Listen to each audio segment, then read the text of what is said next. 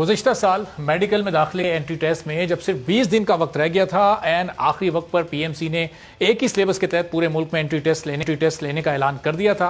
Entry test में तैयारी के लिए कम वक्त मिलने पर इम्तिहान की तैयारी करने वाले तलबा सड़कों पर आए। अदालत ने एक्शन लिया और फिर पीएमसी को अदालती हुक्म पर 15 नवंबर 2020 को होने वाले एंट्री टेस्ट को मनसूख करके 29 नवंबर को वो टेस्ट लेना पड़ा था। लेकिन पीएमसी की खामियां यहीं पर खत्म नहीं होती, बल्कि मेडिकल एंट्री टेस्ट में आउट ऑफ सिलेबस सवालात और मार्क्स में गड़बड़ पर सिंध हाई कोर्ट ने एक बार फिर पीएमसी की सरजनिश की थी और एंट्री टेस्ट के रिजल्ट को सही करने का हुक्म भी दिया गया था। लेकिन अपनी गलतियों को ठीक करने के बजाय पाकिस्तान मेडिकल कमीशन के वाइस प्रेसिडेंट अली रजा साहब हमारे साथ पिछले साल भी मौजूद थे। उन्होंने कहा था कि मीडिया मिसलीड कर रहा है, गलत खबरें फैलाकर स्टूडेंट्स को गुमराह किया जा रहा है। मगर अभी पिछले साल के मसाइल मुकम्मल तौर पर हल नहीं हुए थे कि पीएमसी ने मेडिकल स्टूडेंट्स के लिए अब एक और मसला खड़ा कर दिया है। गुज़िश्ता साल की तरह इस साल भी पीएमसी के तहत होने वाले एमडी कैट का इम्तिहान मुतनाज़े बन गया है। 30 अगस्त से ये पेपर शुरू हुए हैं, ये टेस्ट शुरू हुआ जो कि ऑनलाइन लिया जा रहा है और ये 30 सितंबर तक चलेगा। लेकिन ऑनलाइन होने वाले टेस्ट तलबा के लिए मुस्तकिल मुश्किल का बाइस बना हुआ है। स्टूडेंट्स इस पर प्रोटेस्ट भी कर रहे हैं। पिछले साल की तरह इस साल भी एमडी कैट का ये टेस्ट पीएमसी की क्रेडिबिलिटी पर कई सवालात उठा रहा है। मुल्क के कई ऐसे इलाके हैं जहां पर लोड शेडिंग की कोई टाइमिंग नहीं होती, इंटरनेट कनेक्शन का कोई भरोसा नहीं होता और तलबा ये शिकायत कर रहे हैं कि अगर ये टेस्ट के दौरान वाईफाई कनेक्शन या इंटरनेट कनेक्शन कहीं मुनक़ता हो जाता है तो फिर उससे पहले के जो सवालात होते हैं नतीजे से वो गायब हो जाते हैं, उनके नंबर्स उनको नहीं मिल पा रहे। इसके अलावा भी कुछ शिकायत स्टूडेंट्स को हैं। उन्होंने एहतजाज भी गुज़िश्ता रोज़ कोयटा में किया जहाँ पर पुलिस ने भी उन पर धावा बोला। अभी क्यों स्टूडेंट्स को ये शिकायत हैं, उनको की क्यों नहीं फराम की जा रही, वो टेस्ट के बाद अपना रिजल्ट क्यों नहीं देख सकते और किस हद तक प्रॉब्लम ये तलबा के लिए क्रिएट कर रहे हैं। तमाम सवालों के जवाब जानने की कोशिश करते हैं। अली रजा साहब भी हमारे साथ मौजूद हैं, वाइस प्रेसिडेंट। अली रजा साहब, ये ज़ाहिर पिछले साल सिलेबस का एक इशू हुआ था, उस वक्त भी अदालती ऑर्डर पर आपको टेस्ट आगे करना पड़ा था। अब ये जो टेस्ट का तरीक़ेकार है ये 30 अगस्त से 30 सितंबर तक, अब जो स्टूडेंट्स आखिर में टेस्ट देंगे उनको तो तैयारी का फिर बहुत ज़्यादा टाइम मिल जाएगा। अली रजा साहब, पहले मैं आपकी एक बात को दुरुस्त कर दूं।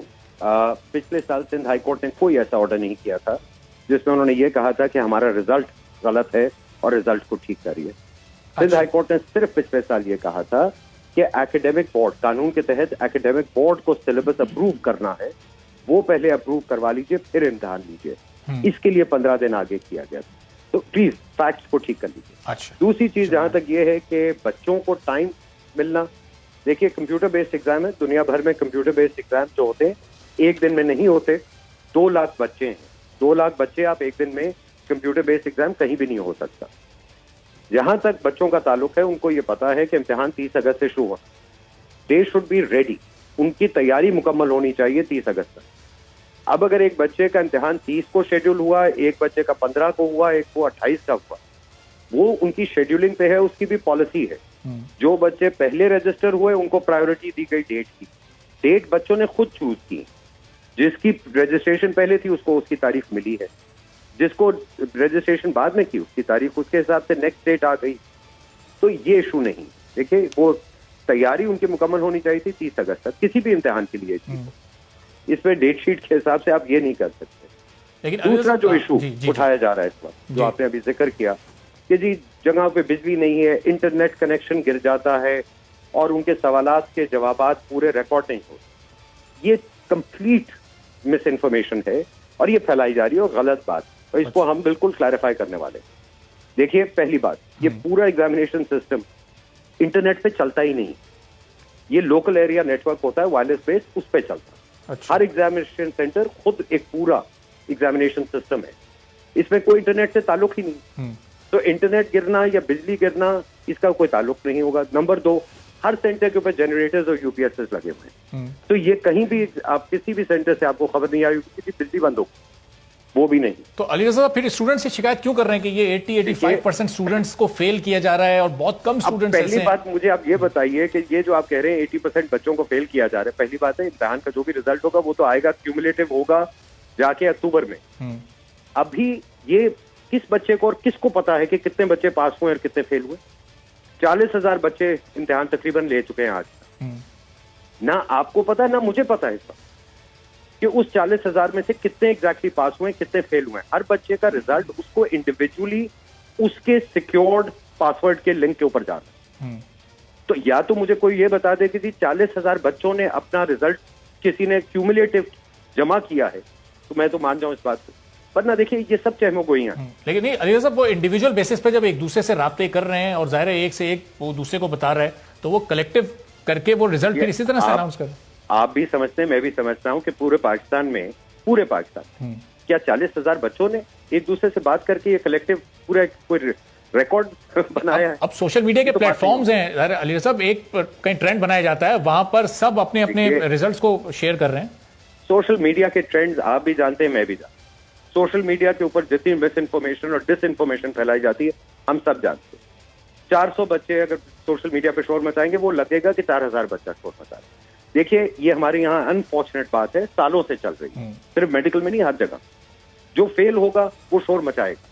मुझे ये बताइए कि जो बच्चे पास हो रहे हैं वो ये क्यों नहीं कहते? अगर कोई बच्चा जो पास हो रहा है, जो कोई पास हो रहे हैं वो उनके कई ट्वीट्स या सोशल मीडिया पर कोई ट्रेंड्स में वो नजर भी तो नहीं आ रहे, कहीं वो नजर होते आए कि कहीं कोई पीएमसी को सपोर्ट करने वाले स्टूडेंट्स भी हों। मैं आपको वो दो चीजें बड़ी क्लियरली बता सकता हूँ। पहली बात, सिस्टम बिल्कुल ठीक चल रहा है। ये सिस्टम बड़ी एहतियात से हमने इसको टेस्ट किया हुआ, और रोजाना इसकी एक ड्यू डिलिजेंस होती है to make sure the system बिल्कुल ठीक चल रहा है। वो ठीक चल रहा है। दूसरी चीज देखिए, रिजल्ट जब कंप्लीट होगा 1 अक्टूबर के बाद, नंबर आप सबके सामने आएंगे उस पर। अभी हम जो भी बात कर रहे हैं वो प्रिजम्पटिव है, वो हम सिर्फ और सिर्फ प्रिज्यूम कर रहे हैं कि ये हो रहा है।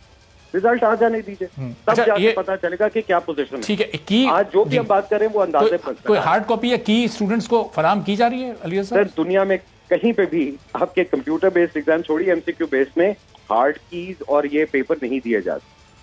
ठीक है, अगर सारे एग्जामिनिंग अथॉरिटी हर बार अपने सारे इम्तिहान के पर्चे हवाले कर दें पब्लिक को, तो 3 साल में सारा क्वेश्चन बैंक खत्म हो जाएगा। और फिर वही होगा जो यहाँ होता रहा है कि आपके ये ट्यूशन सेंटर उन्हीं सवालात की कीज बना के बच्चों को कहते हैं रट्टा लगा लो। हम असेसमेंट कर रहे हैं बच्चे की नॉलेज की, नॉलेज बेस्ड, तो उसने नॉलेज क्या अक्वायर की है, रट्टे के ऊपर तो नहीं हमने चलाना था। सही। और साहब ये जो 30 दिन तक आप ये लोग टेस्ट ले रहे हैं, तो 30 रोजाना 2 टेस्ट हो रहे हैं, तो आप लोगों को 60 पेपर्स बनाने पड़ रहे होंगे।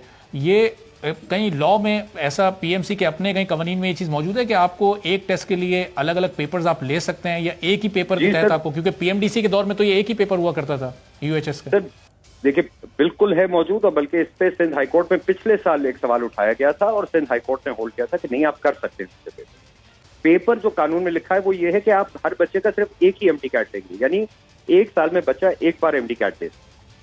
आप ये नहीं कर सकते कि बच्चे 3 बार या 4 बार एमटी कैट, जैसे सैट वगैरह के इम्तिहान दुनिया भर में होते हैं वो कई बार होते हैं साल, तो इम्तिहान एक ही होगा, मगर वो बेशक 30 दिन में या 32 दिन में हो, दैट इज अलाउड। इस साल भी हमने 9 और 10 अक्टूबर को कोविड के बच्चे जो इफेक्ट हो रहे हैं उनके लिए डेट्स रखी हैं ताकि वो आके वो दे सके इम्तिहान, बिकॉज वो नॉर्मल डेट पे नहीं दे पाएंगे। अच्छा, ये जो अलग आपने कहा कि अभी ये जो पास होने वाले हैं वो शोर नहीं मचा रहे, ये जो 4-4 साल मेहनत करके लोग पास हो रहे हैं, फिर आपने उन पर एनएलई का एक और एग्जाम लगा दिया है, तो शोर वो भी मचा रहे हैं। बड़ा प्रोटेस्ट अभी उस पर हुआ है, सरकार क्यों ये एनएलई को नाफिज किया गया? नहीं देखिए, एनएलई का इम्तिहान तो 5 साल के बाद होगा जब वो ग्रेजुएट करेंगे। वो क्यों होगा? जब वो ग्रेजुएट 5 साल कर चुके होंगे, वो डॉक्टर बन चुके होंगे, उसके बाद ये टेस्ट देना क्यों उनके लिए जरूरी होगा? क्योंकि 176 कॉलेजेस हैं पाकिस्तान में जो मेडिसिन पढ़ाते हैं, तो पढ़ के जब बच्चा निकलेगा उसके बाद हाउस जॉब करेगा, एक हम लाइसेंस का इम्तिहान कानून ने लगाया है, मैंने नहीं लगाया, पीएमसी ने नहीं लगाया, कानून ने लगाया। लेकिन तजवीज तो पीएमसी की तजवीज पर ही लगाया होगा ना कानून ने? जी कानून ने इसलिए लगाया है, बड़ी सिंपल सी बात कि आई थिंक ये पूरे पाकिस्तान का इंटरेस्ट है कि जो डॉक्टर जिसके हाथ में हम लाइसेंस दें वो इंशाल्लाह उसकी सर्टिफिकेशन है कि ये सेफ डॉक्टर है। अच्छा, मैं और आप हम सब यही चाहेंगे कि जब हम किसी अस्पताल में जाएं तो वहां पे जो डॉक्टर है हमें ये ट्रस्ट और फेथ होना चाहिए कि ये सेफ डॉक्टर, ये लाइसेंस है। तो उससे पहले जो वो 5 साल अपना कोर्स कंप्लीट करके अपनी डिग्री कंप्लीट करके अली रज़ा साहब आया होगा, तो वो उन 5 सालों के बाद वो सेफ तस्वुर नहीं होगा? आप ये सवाल कभी सुप्रीम कोर्ट से पूछिए कि उन्होंने कानून के पेशे पे, उनके अपने पेशे पे क्यों लाइसेंस का इम्तिहान लगाया, जहां पे बच्चे 5 साल पढ़ने के बाद बाहर आएंगे LLB करके, तो उनसे क्यों लाइसेंस का इम्तिहान लिया जाता? ये देखिए दुनिया भर में हर जगह है। लाइसेंसिंग की तो चीज से मुझे नहीं समझ आई आज तक कि लोग क्यों डरते हैं। आप एक कॉलेज की डिग्री लेके आते हैं, उसके बाद आपने एक पेशे में जाना है, वो एक प्रिविलेज है, उसके लिए लाइसेंसिंग दी जाती है। अलीरज़ा साहब, सिर्फ न्यू कमर्स ही नहीं, आप जिनको ये एग्जाम देना सिर्फ वो इसके खिलाफ नहीं है, बल्कि बहुत सीनियर प्रैक्टिसिंग डॉक्टर्स, पूरी पाकिस्तान मेडिकल एसोसिएशन भी इसके खिलाफ है। जी, हर्षद डॉक्टर्स हैं बाय द वे, और बहुत बच्चे हैं जिन्होंने हमें ये भी आके कहा है कि जी हम इसके बिल्कुल हक में हैं और ये बहुत अच्छी चीज है। लेकिन अलीरज़ा साहब, ये जो बच्चे स्टूडेंट्स भी डॉक्टर्स आपके हक में होते हैं, वो कहीं ना हमें कहीं नजर आते हैं स्ट्रीट्स पर, ना वो हमें कहीं सोशल मीडिया पर नजर आते हैं। ये देखिए, जी, ये तो अनफॉर्चुनेटली आप सब जानते हैं, मैं भी जानता हूं, ये एक हमारे यहाँ एक कल्चर है, जो हक में बोलना चाहता है वो बोलता नहीं है, खामोश रहता है, ठीक है। और वो मचाते हैं जो खिलाफ होते हैं। ये हमारा एक अनफॉर्चुनेट कल्चरल ट्रेंड बन चुका है इस मुल्क में। इसको हमें दुरुस्त करना पड़ेगा किसी दिन, कि भाई हम लोग सबका हक है बोलने का और हम सबको बोलना चाहिए। सब्सक्राइब करें और बेल दबाएं ताकि कोई खबर रह न जाए।